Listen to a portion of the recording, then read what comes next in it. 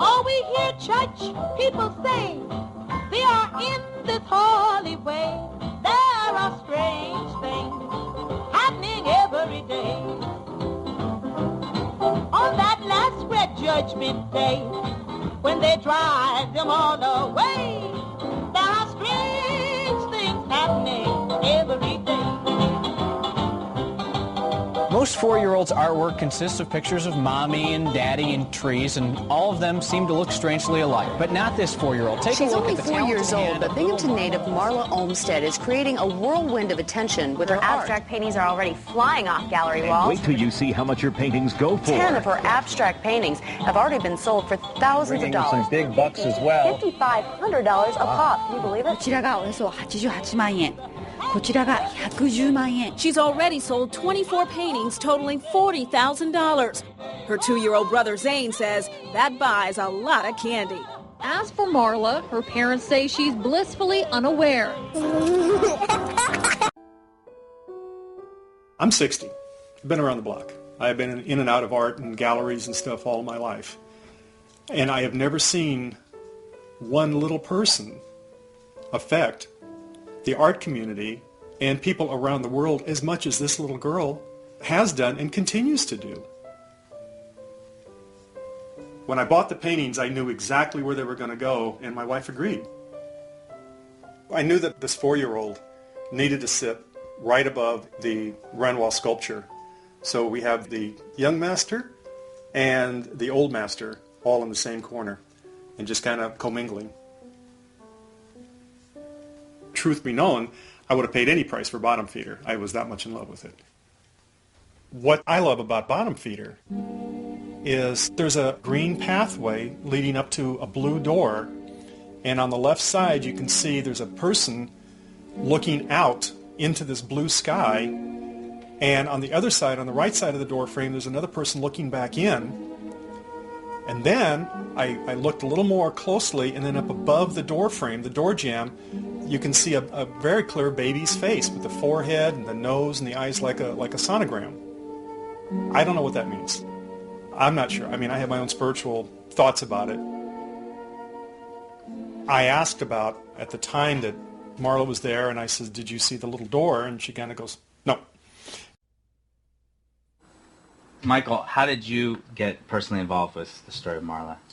Well, the Times wrote a news story about Marla, and after that I was contacted by the Week in Review section, which often wants to have somebody come back and do something about those pieces during the week that had caught people's attention. That story certainly had.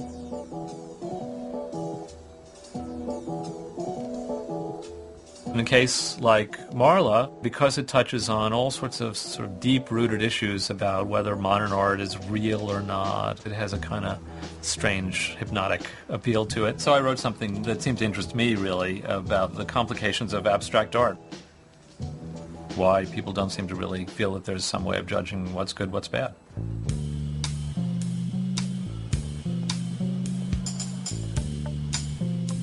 There is this large idea out there that abstract art and modern art in general has no standards, no truth or something, and that if a child can do it, that it sort of pulls the veil off this con game and shows you that somebody who's 4 years old can do something that's every bit as good as what a famous artist who sells pictures for millions of dollars can do.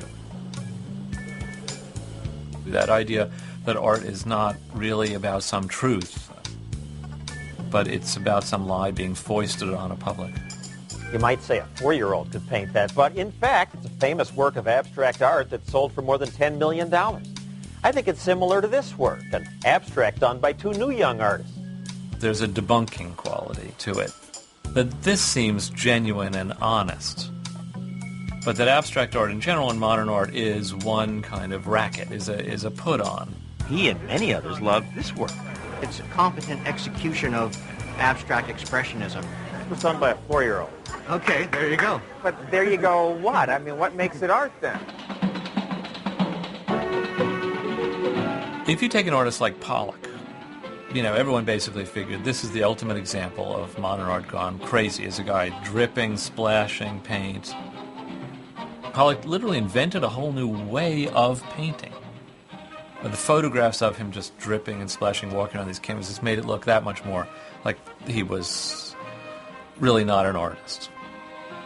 My mother had a thing against Pollock. She hated his paintings because she felt like every time she saw a Jackson Pollock painting, it was saying, "You're stupid and I'm not, and there's people smarter than you that get me." She felt personally insulted by his paintings. Aping the intellectuals in an art form that most mere humans can't even begin to comprehend. If you put a paintbrush in the hand of any animal that has the ability to move something, it'll produce something that looks like abstract art. It's the ultimate joke, you know, a chimp could do it, an elephant can do it, it's ridiculous. But money is the ultimate sort of distorting thing.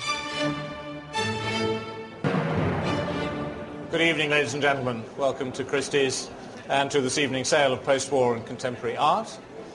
$1 million started. And $1 million, the ladies bid here now.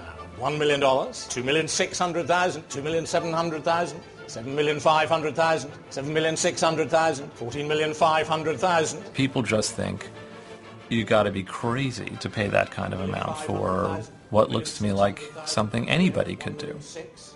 For you, madam. For you, sir. For you, sir. Selling here, fair warning, at $20 million. Selling for $20 million.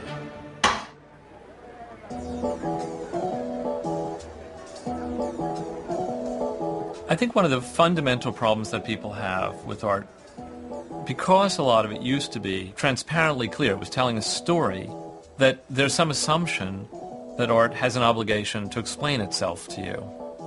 And that if it doesn't, that somehow it's the art's fault. But modernism wanted to tell a variety of stories. Now, it continues to tell stories. There's narrative in all sorts of art. If we're talking about, let's say, abstract painting, there are still stories being told. They may be stories about the characters who made these pictures, and that was the case with Pollock. He became this kind of mythic figure. Or, in the case of Marla, they may be stories about some child. And that story may be what captures people's attention.